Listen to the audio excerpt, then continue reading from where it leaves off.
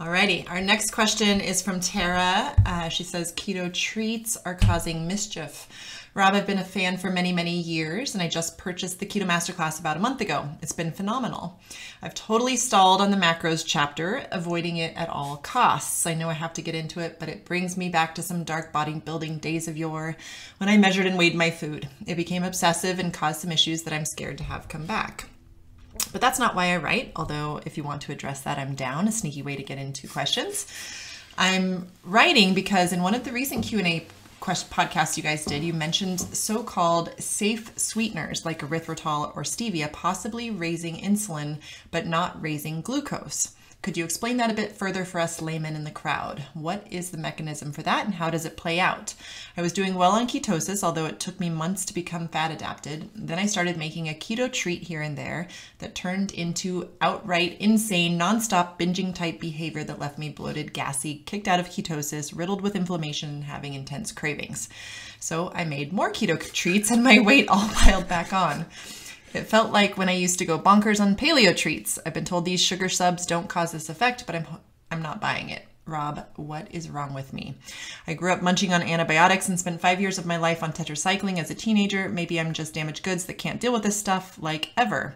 Looking forward to hearing your answer. All the best, Tara. Oh man, lots of good stuff in here. So, you know, on the weighing and measuring side, this was something that got us kicked out of CrossFit in part because when we were running our gym, we started people with like a basic like seat of the pants paleo, like have a palm-sized hunk of protein, do lots of veggies, have a little fruit, maybe a little sweet potato, but it was all pretty seat of the pants, and people made good progress. But I wouldn't say that they got down to like super lean body composition with that approach. Like they would, if they were significantly overweight, they could lose a lot of weight. But then if you wanted abs and whatnot, you had to dial things up.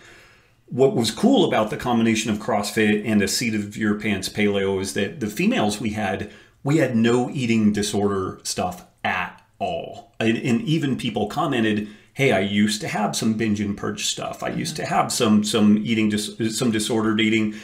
And that didn't cause anything in these folks. But then out of diligence, because CrossFit was more of a fan of the zone, we started recommending the zone. And we didn't have a ton of folks say this, but a number of people said, hey, the scrutiny that comes about from weighing and measuring my food is producing these kind of neurotic behaviors for me. So I think that that's just something to be mindful of. In an ideal world, weighing and measuring food could be something that we use for a week or two.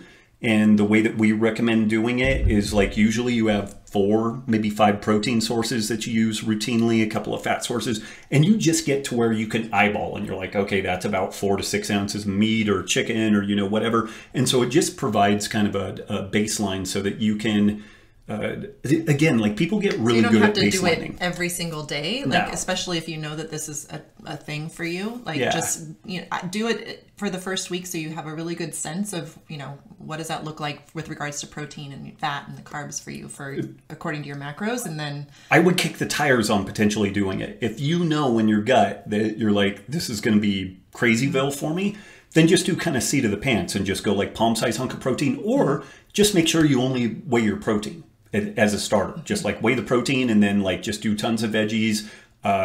Nuts and stuff like that do need to get measured and put in like a Ziploc bag because we can really overdo those quite easily. But that kind of takes the pressure off because then you're not weighing and measuring every single food and all that type of stuff. So I would recommend either just have a conversation with yourself and are you cool with weighing and measuring for a week so that you can establish a baseline, and then you put the food scale away, put the measuring cups away, because you can default to just kind of eyeballing, or just go seat of the pants and follow some of those other guidelines. So on the like non-nutritive sweeteners, safe sweeteners, it's pretty anecdotal, but what I've noticed, even just with our kids, if they do something that has legit sugar, like real ice cream, we'll give them a bowl, they'll eat the bowl, they'll be like, can I have another one? Some more, yeah.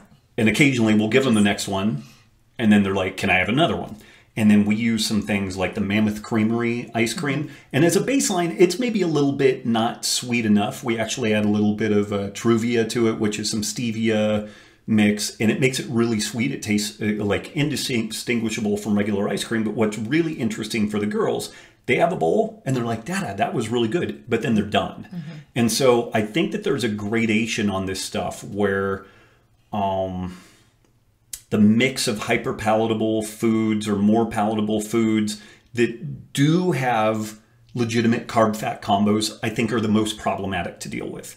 And then if we have a more palatable food, but it's mainly just fat, so like we're using stevia, for some people it may be a problem. Like it may kick folks over. We noticed that diet soda, like people that had had some, you know, they had been overweight a long time, like a diet soda would kick them over and they would want to start eating more food. There are some people that you show them a picture of like a dessert and they get an insulin dump, and it's different than the insulin hypothesis view of this whole thing, which is you release insulin, you store fat, and you're done. The way that I look at this is you release insulin, your blood sugar drops, your body wants to compensate for that blood sugar drop, so you get hungry. So I look at this more from the neuroregulation of appetite perspective than like the kind of insulin hypothesis perspective.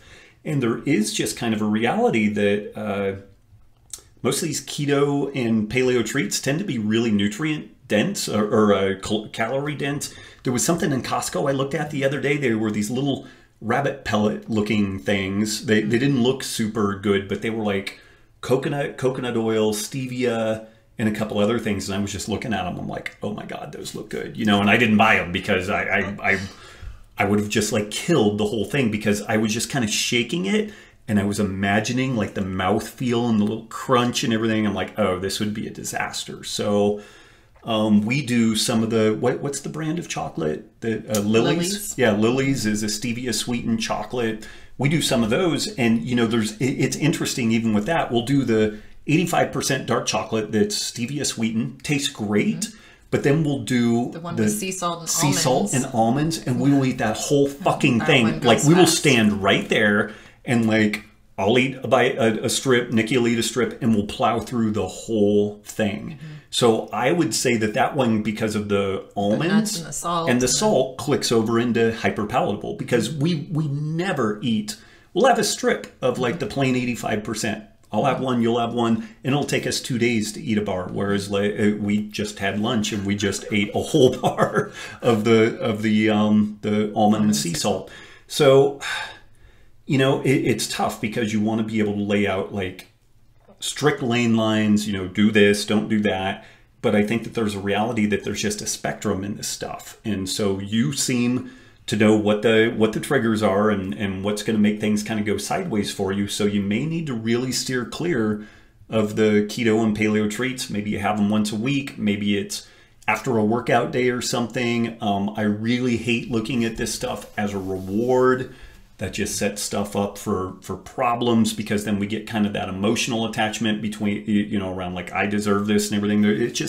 It's dodgy. And then it may just be kind of a reality that you just don't do those for a good period of time. Or don't make them so that you have them in the house. Like if you can make them and bring them to a friend's house and leave the rest of them there. Like the hard thing with having stuff in the house is that they're, you know, you make them and it's 2 dozen and then you just want to keep having them. Whereas if you were able to either give most of them away, or and you're able to have like the 1 or 2 and satisfy that little, you know, hankering for something like that, but then you're not tempted to go. Yeah, and you know, going back to like the Lily's bars, if they're on sale, we'll buy like 6 of the 85% plain dark chocolate, because we're like, okay, that's cool. We're getting a bargain on them and we're not going to eat them all at once. But like, we only buy 2 of the almond at a time, to dead stop, because otherwise we'll just eat all of them. And again, I don't want to belabor that one, but you said this back in the paleo solution, like just don't keep it in the house. Yeah. Right. Yeah. So like if, you know, and when back then, it's like, if you want ice cream, go out and get a scoop of ice cream at the ice cream shop and then come home. But if you bring the gallon of ice cream home into your house, you're going to end up like, you're going to eat the whole thing. Yeah.